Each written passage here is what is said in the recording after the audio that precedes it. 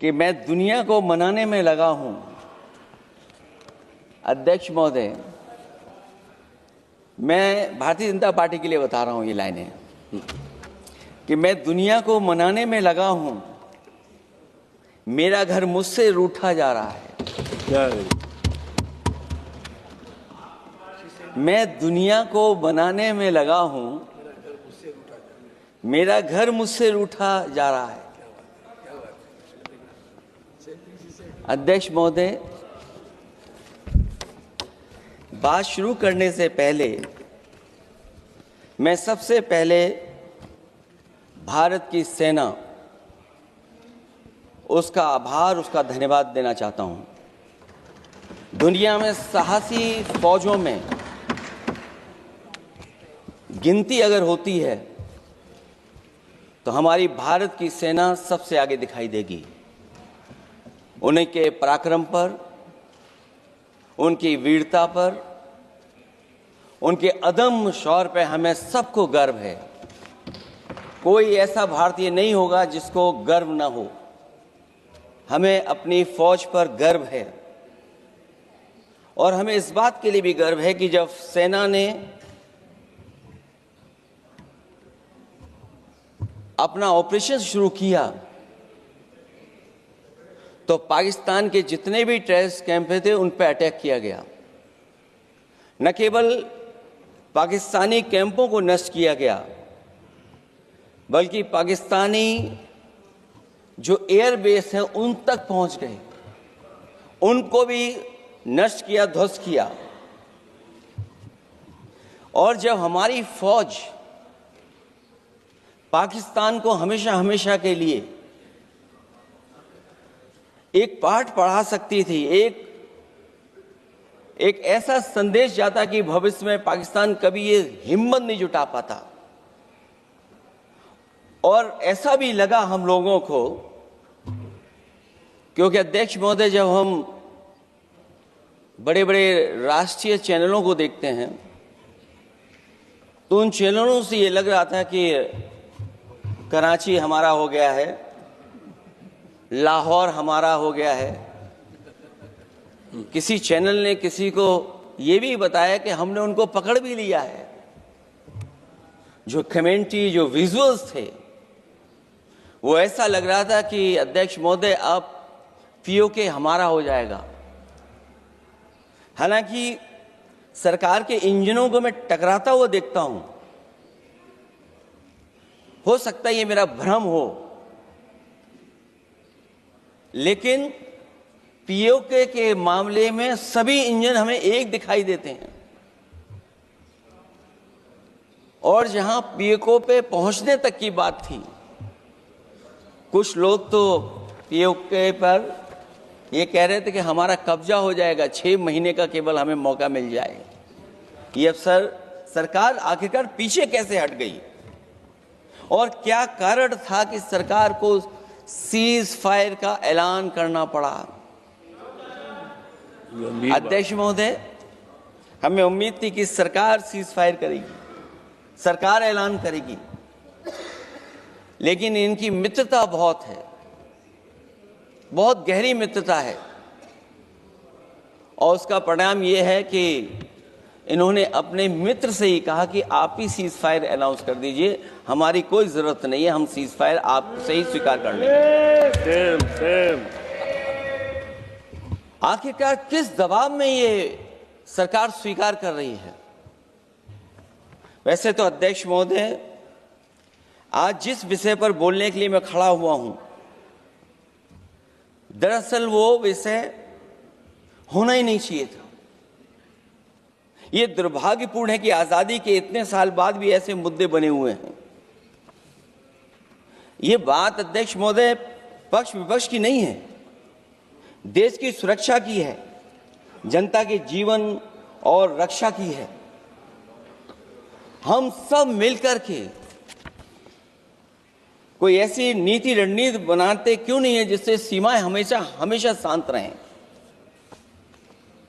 लेकिन पहलगांव की घटना ने साबित कर दिया है कि लापरवाही देशवासियों की जान ले सकती है। और अभी जब मैं सुन रहा था और बहुत ही उत्तेजित भाषा में जब जवाब मिल रहा था, उत्तेजित भाषा इसीलिए बोल रहे हैं कि जनता सम्मोहित हो जाए, जनता स्वीकार करने लगे। लेकिन सच्चाई ये नहीं है। आप कितना भी उत्तेजित बोलें, देश की जनता समझ रही है। ये सही है कि जनता के इमोशंस का लाभ आप उठा रहे हैं शासन करने के लिए। जनता का इमोशन का लाभ उठाती है सरकार। मुझे याद है कि जिस दिन पहलगाम हमला हुआ, उस दिन वहां का हर पर्यटक पूछ रहा था, जो पर्यटक पूछ रहे थे कि खतरों के बीच मेरी रक्षा करने वाला कोई वहां क्यों नहीं था। आखिरकार ये सबके मन में सवाल यही है कि जिस समय घटना हुई, आखिरकार उन्हें बचाने वाला कोई क्यों नहीं था। और जो सरकार ये दावा करती है, 370 के बाद ये कहा सरकार ने कि भविष्य में कोई आतंकवादी घटना नहीं होगी, वहां टूरिज्म बढ़ेगा। जितने लोग वहां गए वो सरकार के भरोसे पे गए थे, वो सरकार के आश्वासन पे गए थे। और आखिरकार सिक्योरिटी लैब्स की जिम्मेदारी कौन लेगा? अध्यक्ष महोदय, सबसे बड़ा सवाल यही है कि सिक्योरिटी लैब्स का रिस्पॉन्सिबल कौन होगा, वो जिम्मेदारी कौन लेगा? और ये जो पहलगांव की घटना हमारे इंटेलिजेंस फेलियर की वजह से है। उन्हें मैदान को खुला छोड़ दिया। वो सरकार जानती होगी कि कितना समय लगा होगा फोर्सेस को आने में। आखिरकार वो जिम्मेदारी किसकी है? और फिर सरकार को ये जरूर बताना चाहिए कि सरकार क्या क्या कदम उठा रही है कि भविष्य में ऐसी घटना ना हो। क्योंकि पहलगांव से पहले पुलवामा भी हुई और पुलवामा में भी यही बात रखी गई थी कि इंटेलिजेंस फेलियर है। उस समय भी किसकी जिम्मेदारी थी इंटेलिजेंस फेलियर की? किसी को नहीं पता। और अगर इंटेलिजेंस फेलियर पहले था तो पहलगांव में भी वही इंटेलिजेंस फेलियर हम लोगों को और पूरी देश की जनता जानती है आखिरकार जिम्मेदारी किसकी बनती है। जो लोग बड़ी बड़ी बातें कर करके चले गए, कम से कम देश के सामने एक सबसे महत्वपूर्ण सवाल, उसका जवाब सरकार की तरफ से आना चाहिए। क्योंकि हमारी सीमा पर जो सुरक्षा है, जो रक्षा करने वाले हमारे सेना के लोग हैं, वो हमारी सीमाएं सुरक्षित रखते हैं। लेकिन हमारे भारत का क्षेत्रफल क्या है? और सरकार को कम से कम ये जानकारी देनी चाहिए सदन को, देश की जनता को, कि जिस समय सरकार में ये भारतीय जनता पार्टी आई है और आज जब हम सदन में चर्चा कर रहे हैं तो हमारे भारत का क्षेत्रफल क्या है? कम से कम क्षेत्रफल पता होना चाहिए। क्योंकि जब हम सवाल पूछते हैं, और जो सवाल पर्यटक पूछ रहे थे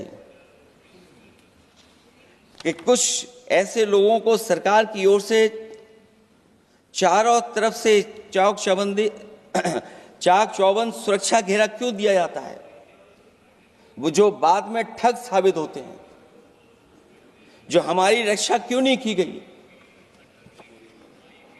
पहलगाम के दूसरे दिन की जिस तरह की राजनीतिक कार्टून, क्योंकि जिस तरह का लाभ लेना चाहते हैं भारतीय जनता पार्टी के लोग, हम सब ने देखा कि पहलगाम के दूसरे दिन ही जिस तरह का राजनीतिक कार्टून भाजपा के ऑफिशियल हैंडल से पब्लिश किया गया और हमारे द्वारा घोर आपत्ति किए जाने पर हटाया गया, उसने साबित कर दिया कि भाजपा के लोग भी जानते हैं कि दुख की इस घड़ी में उन्होंने देश की भावनाओं के साथ बेहद शर्मनाक खिलवाड़ किया है।